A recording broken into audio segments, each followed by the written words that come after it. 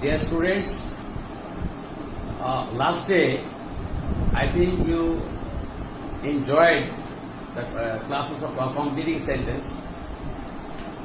Today I will also continue the class of completing sentences, but I would like to introduce some structure which are related to the completing sentences.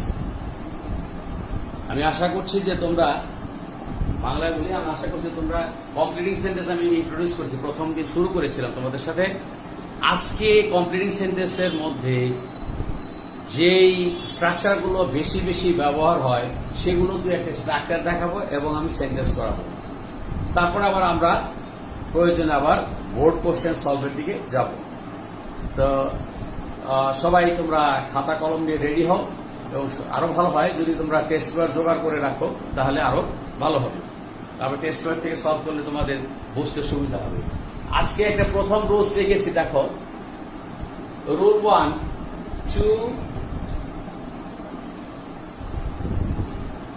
2 dot dot দিয়ে লিখেছি 2। কেমন? এই প্রথম 2টা হলো একটা adverb, এটা একটা অ্যাডভার্ব। আর পরের যে 2 এটি মূলত এই 2 পরে আসলে এইখানে স্ট্রাকচারে একটা ভার্ব আসবে।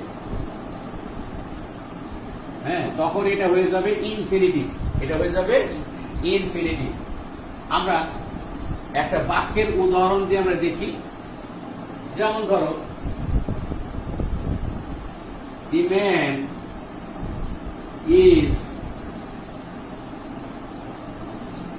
Two old.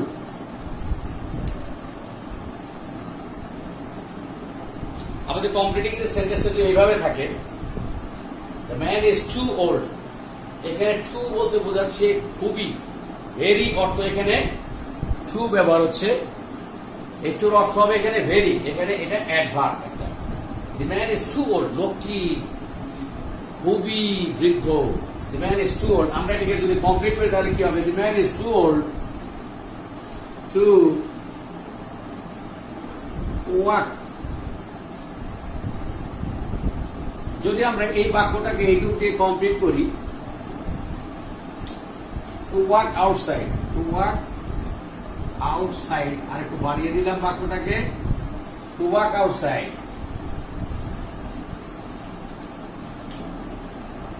তাহলে বাংলা অর্থটা কি আসলো? লোকটি খুবই বৃদ্ধ, টু ওয়াক আউটসাইড, বাহিরে হাঁটতে হাঁটতে। হ্যাঁ, তার মানে কি? বাহিরে হাঁটার মতো হচ্ছে অবস্থা তার নাই। লোকটি এতটাই বৃদ্ধ যে বাইরে সে হাঁটতে পারে না, এরকম। আরো যে একটা উদাহরণ দেখায় এই স্ট্রাকচারে, তাহলে এই টু আসলো, এটা আমাদের অ্যাডভার্ব। এবং মনে রাখতে হবে যে এই টুর পরে এই জায়গায় অ্যাডভার্ব অথবা অ্যাডজেক্টিভ বসবে, অ্যাডভার্ব অথবা অ্যাডজেক্টিভ বসবে। আমাদের এখানে ওল্ড শব্দটা হলো এখানে অ্যাডজেক্টিভ, অ্যাডজেক্টিভ, এটা শব্দ হলো adjective. That the man is too old to work outside. হ্যাঁ, আমরা আরো দুই একটা উদাহরণ দেখি। The weather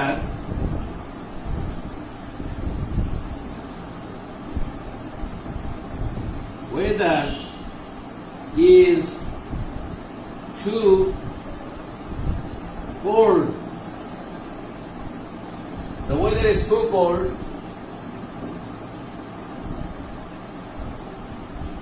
for us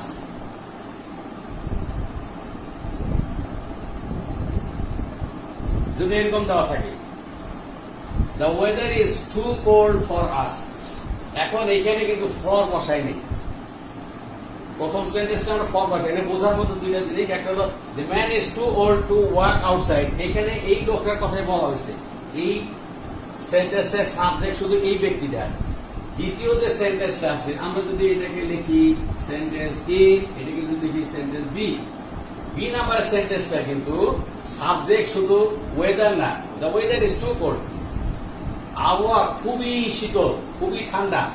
তারপরে বলছি কি ফর আস, আমাদের জন্য বা মানুষের জন্য, ফর আস। যদি সাবজেক্ট দুইটা হয় তখন এরকম প্রথম সাবজেক্টের পরে দ্বিতীয় সাবজেক্ট যখন বলবে তখন এটা ফর বলবে। ফরের পরে যে ব্যক্তিকে বসানো হবে সেই ব্যক্তির পরিবর্তে এটা অবজেক্টিভ কেস হবে। For us, for me, for you এরকম হতে পারে।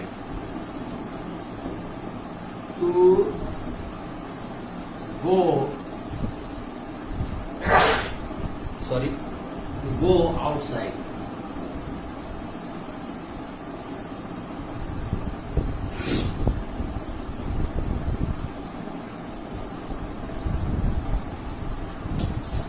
The weather is too cold for us to go outside. তাহলে আমরা এই স্ট্রাকচারটা দেখলাম, টু ডট ডট টু। এবং এখানে বলে রাখি, আমরা যখন সিম্পল কমপ্লেক্স কম্পাউন্ড সেন্টেন্স করবো, এই জাতীয় সেন্টেন্স গুলো সিম্পল সেন্টেন্স। এই যে স্ট্রাকচার, এই জাতীয় সেন্টেন্স গুলো সবই হলো সিম্পল সেন্টেন্স। এরপরে আমি যে স্ট্রাকচারটা দেখাবো সেটা আবার এটার বিপরীত স্ট্রাকচার, অর্থাৎ এই সেন্টেন্স গুলোকে কমপ্লেক্স করলে যা হবে সেই স্ট্রাকচারটা আসবে এখানে। কেমন?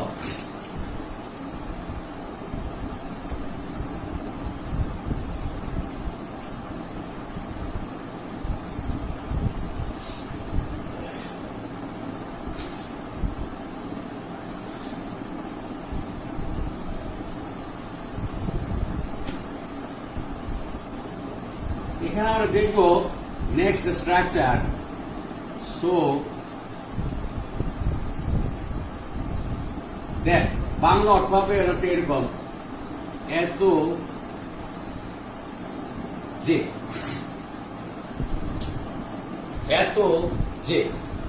এই যে স্ট্রাকচার লিখলাম, আগেরটা বলেছিলাম কি যে সিম্পল সেন্টেন্স স্ট্রাকচার। এখন এই ধরনের স্ট্রাকচার ব্যবহার করে যে সেন্টেন্সটা সেটা হবে কমপ্লেক্স সেন্টেন্স। তাহলে আমরা কমপ্লিটিং সেন্টেন্স পড়ছি, বাট একটি সেন্টেন্স আমরা চিনে ফেলবো যে কোনটা কোন ধরনের সেন্টেন্স। এটা অর্থ হবে এত যে। আমরা ওই সেন্টেন্স গুলোকে যদি আমরা করি তাহলে আমরা লিখতে পারি এরকম, এক্সাম্পল লিখতে পারি। দেখো,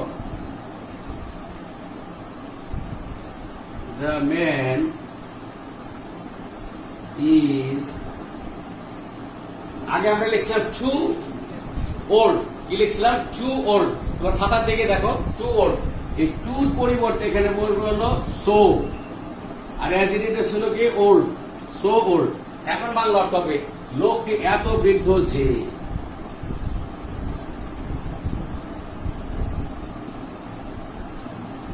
লোকটি এত বৃদ্ধ যে, এই দেওয়া থাকতে পারে, নাও থাকতে পারে। যদি দেওয়া থাকে আমরা লিখে ফেলি এখানে, দেওয়া থাকতে পারে, নাও থাকতে পারে। এইটুকু দিলেও বুঝতে হবে যে এটা কি এই স্ট্রাকচারটাই।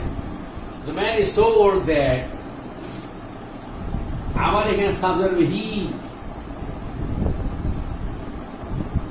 cannot, he can't walk, he can't walk। আমরা লিখছিলাম কি আউটসাইড, তার নিচে আমরা লিখি he can't walk outside, outside, he can't walk outside। লোকটি এত, সো ওল্ড, লোকটি এত বৃদ্ধ, দ্যাট যে, he can't walk outside. Can't সংক্ষেপে লিখছি, ক্যান নট আর কি। ওই স্ট্রাকচারটারই আবার কি বিপরীত স্ট্রাকচার হলো এটা, এটা দিয়ে যে সেন্টেন্স হলো এটা একটা কমপ্লেক্স সেন্টেন্স হলো। পরে আমরা আরেকটা উদাহরণ যেটা লিখেছিলাম সেটাকে আমরা এই স্ট্রাকচারে ফেলে কমপ্লিটিং সেন্টেন্স করতে পারি। যেমন বি নাম্বারে দেখাই, the weather is, the weather is, the weather is,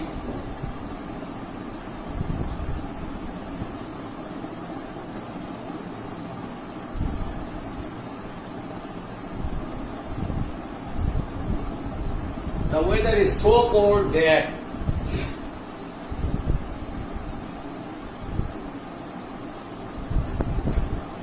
the weather is so cold that, আবহাওয়া এতটাই বা এতই ঠান্ডা যে, পিপল বা we can not go out, we can't go out. অথবা হতে পারে people can't go out, people can't go out বা ক্যান নট গো আউট। তাহলে আমরা কমপ্লিটিং সেন্টেন্সে দুইটা রুলস এর আলোচনা করলাম। একটা টু ডট ডট টু, মাঝখানে থাকবে অ্যাডজেক্টিভ অ্যাডভার্ব। আরেকটা দেখলাম হলো সো ডট ডট দিয়ে দ্যাট, যেটা বাংলা অর্থ হবে এত যে, এত যে। আমরা দুইটা রুলস করলাম, এগুলি বহুল ব্যবহৃত রুলস। এরপরে আমরা যাই আরেকটা রুলসে যাই।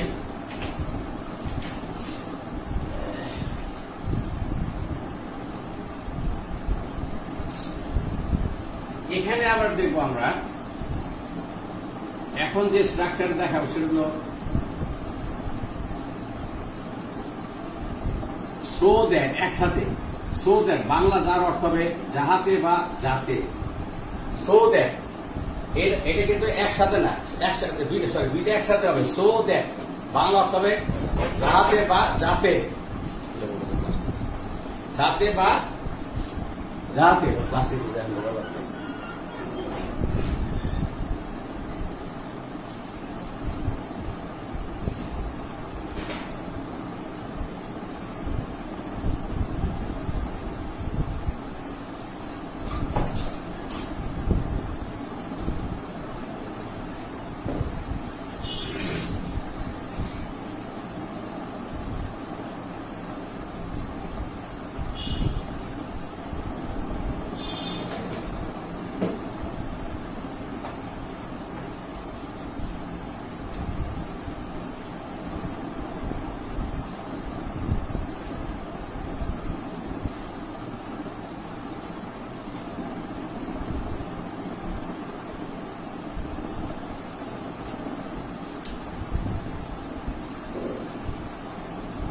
People go to Mecca. Mecca মানে মক্কা, মক্কাকে এরকম ইংরেজি বানানে এইভাবে লেখে। People go to Mecca. লোকজন মক্কায় যায় যাতে, যাতে তারা হজ করতে পারে। এখন কিন্তু হজেরই মৌসুম, তাই না? আমরা বা পিপুলের পরিবর্তে আমরা লিখতে পারতাম দি মুসলিমস। আমরা পিপুল লিখতে পেরেছি, বা আমরা লিখতে পারতাম দি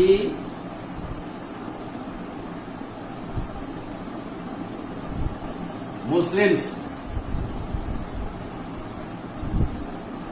দি মুসলিমস এটাও লিখতে পারি। তাহলে people go to Mecca so that the, subject আমরা পিপল লিখতে পারি, মুসলিমসও লিখতে পারি। পিপল গো টু মেক্কা আর the Muslims go to Mecca so that they. এখানে খেয়াল রাখতে হবে এই যে সাবজেক্ট পিপল বা দ্য মুসলিম যেটাই লিখি, এরপরে এখানে আমাদের যে ভার্বটা আছে, এই ভার্বটা আছে কি প্রেজেন্ট বা বেস ফর্মে। প্রেজেন্ট ফর্মে প্রেজেন্ট এভিডেন্স আছে। এখানে যদি প্রেজেন্ট এভিডেন্স থাকে, এই সো দ্যাট এর পরে যে ভার্ব বলবে সেটাও টেন্স ঠিক থাকবে প্রেজেন্ট এভিডেন্সে। তবে সো দ্যাট এর পরে প্রেজেন্ট ফর্মে ক্যান বা মে বসে, মনে রাখতে হবে। সো দ্যাট দি ক্যান, অর্থাৎ সো দ্যাট এর পরে এখানে আইদার ক্যান অর মে বলবে। সো দ্যাট দে ক্যান আর বর্ন হজ। যে দিয়েও লেখা যায়, যে দিয়েও লেখা যায়, আমি যে দিয়ে লিখলাম হজ।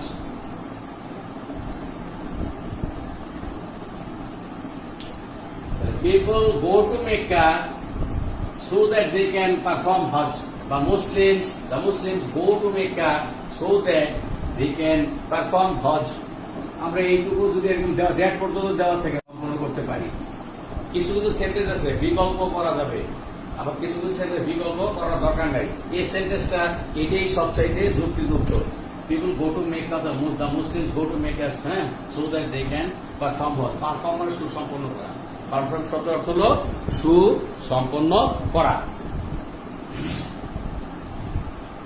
নেক্সট আরেকটা সেন্টেন্স আমরা দেখি, যেমন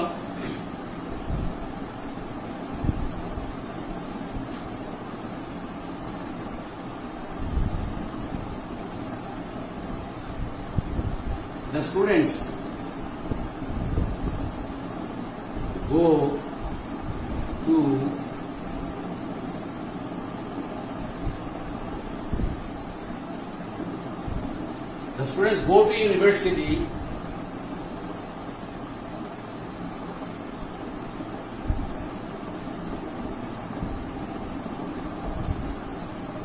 আমাদের স্ট্রাকচার এখানে লিখলাম so that the students go to university so that dot dot দিয়ে আর এরকম the students go to university so that ছাত্র ছাত্রীরা বিশ্ববিদ্যালয়ে যায় so that যাতে যাতে তারা উচ্চ শিক্ষা নিতে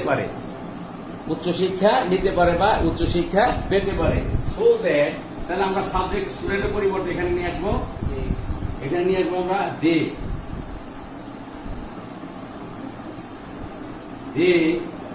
এখানে মনে রাখতে হবে ক্যান বা মে বসবে এই জায়গায় সো দ্যাট দে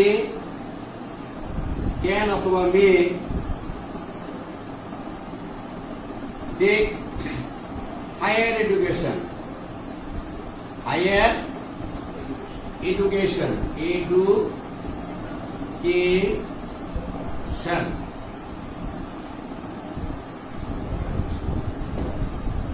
হ্যাঁ তোমরা একটু আবার আমি রিপিট করছি কথাটা সো দ্যাট থাকলে খেয়াল রাখতে হবে সো দ্যাট এর আগে যে ভার্বটা আছে এখানে সো দ্যাট এর আগে ভার্ব আছে প্রেজেন্ট ইনডিফিনিট থাকলে সো দ্যাট এর পরে সাবজেক্ট বসলো বসার পরে যে ভার্বটা উঠবে আইদার ক্যান বলবে নয়তো বলবে মে ক্যান অথবা মে আর যদি এখানে পাস্ট ফর্মের ভার্ব থাকে তাহলে এখানে কুড অথবা মাইট বলবে এটা আমাদের মনে রাখতে হবে দুইটা কারণে এটা হলো আসলে রুলসটা হলো রাইট ফর্মস অফ ভার্বের রুলস আমরা রাইট ফর্মস অফ ভার্ব বা রাইট ইউজ অফ ভার্বে আবার এই রুলসটা কিন্তু পড়বো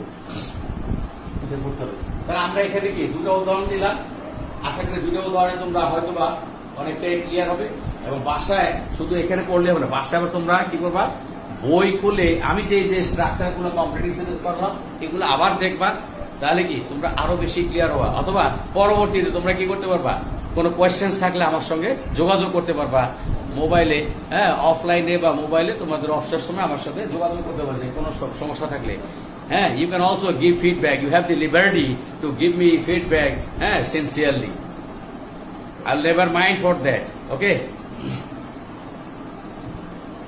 তাহলে আমরা যে রুলসটা বললাম এটা হলো রুলস কয়টা গেল তিনটা তাই না রুলস তিনটা গেল রুলস একটা ছিল টু ডট ডট দিয়ে টু তারপরে সো ডট ডট দিয়ে সো কি বলে সো ডট ডট দিয়ে কি ছিল দ্যাট আর এখানে আসছে সো দ্যাট এটা একসাথে সো দ্যাট এই সো দ্যাট মানে যাহাতে বা যাতে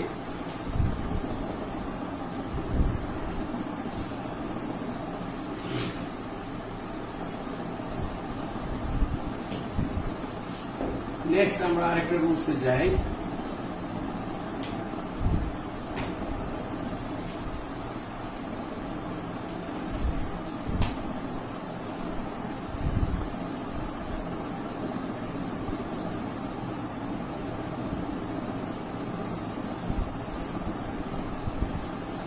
নেক্সট আরেকটা রুলসে যাই আমরা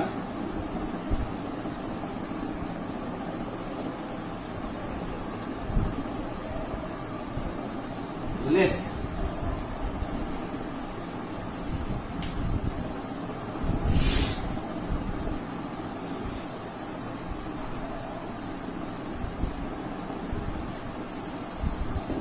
এই লিস্টের বাংলা অর্থ এরকম পাঁচে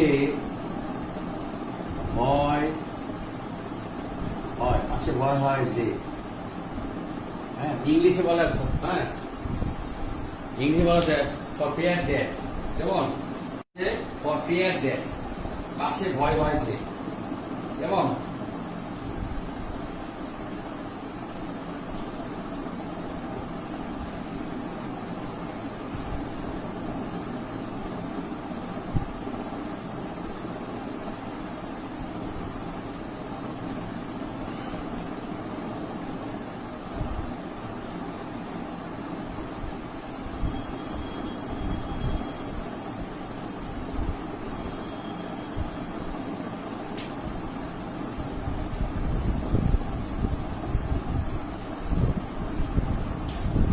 আমরা লিখলাম এখানে অবশ্য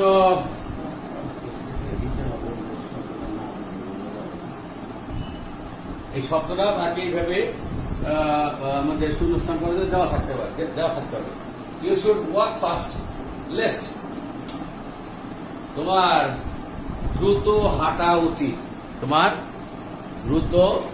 হাঁটা উচিত কেমন লেস্ট কেন? পাশে না তুমি বাস মিস করো, পাশে না তুমি স্কুলের অ্যাসেম্বলি মিস করো, ইত্যাদি হতে পারে। You should walk fast lest, হ্যাঁ lest, you should walk fast lest, এখানে একটা শুড আসবে, লেস্ট ইউ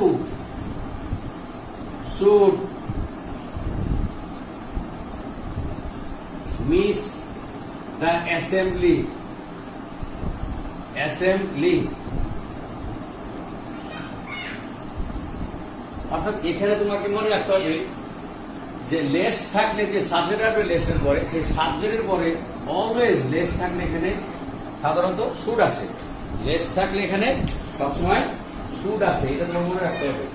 এবং অথবা আমরা মাইটও বসাইতে পারি, শুধু হয়তো, অথবা মাইটও বসাইতে পারে। যেমন যেমন ধরো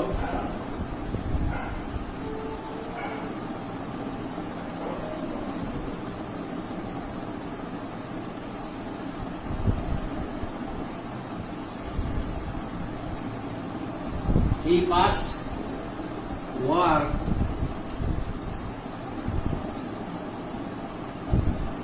sincerely lest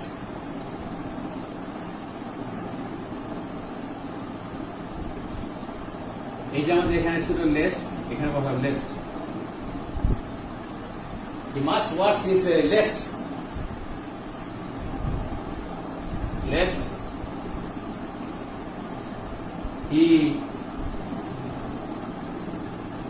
might not get promotion,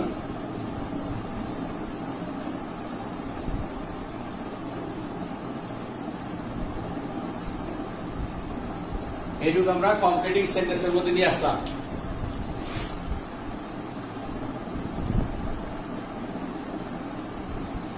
তাহলে হি মাস্ট ওয়ার্ক সিনসিয়ারলি, তাকে অবশ্যই নিষ্ঠার সাথে বা সততার সাথে, সততা না বলে নিষ্ঠাই বলা যায়, সিনসিয়ারলি সততার সাথে বা নিষ্ঠার সাথে তাকে কাজ করতে হবে অবশ্যই। Lest he might not get promotion, পাশে না সে প্রমোশন না পায়, পদোন্নতি না পায়, ঠিক আছে, মানে পদোন্নতি সে থেকে বঞ্চিত হবে, সেটার জন্য। আরো একটা উদাহরণ দেওয়া যেতে পারে,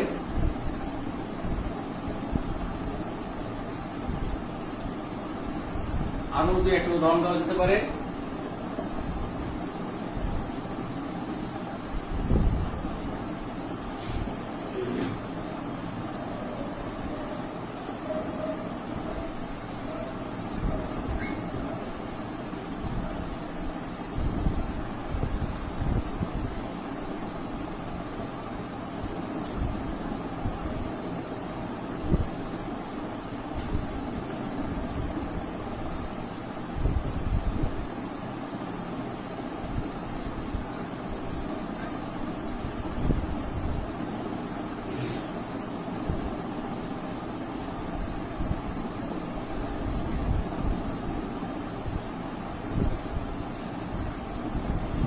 students have to read attentively, ছাত্রদেরকে মনোযোগ দিয়ে পড়তে হবে। লেস্ট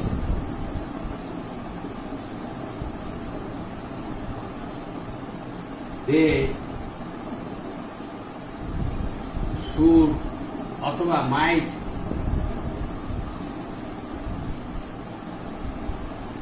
ফেইল,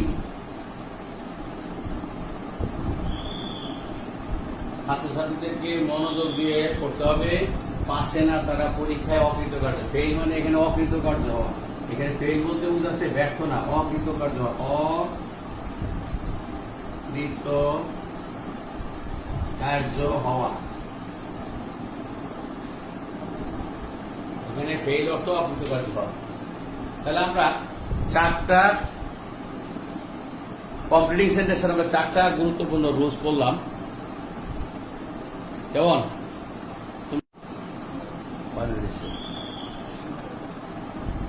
তোমরা বাসায় গিয়ে এই রুলস গুলো বাসায় আবার একটু দেখবা, এবং এই রুলসগুলো সাহায্য নিয়ে তোমরা এক্সারসাইজ করার চেষ্টা করবা।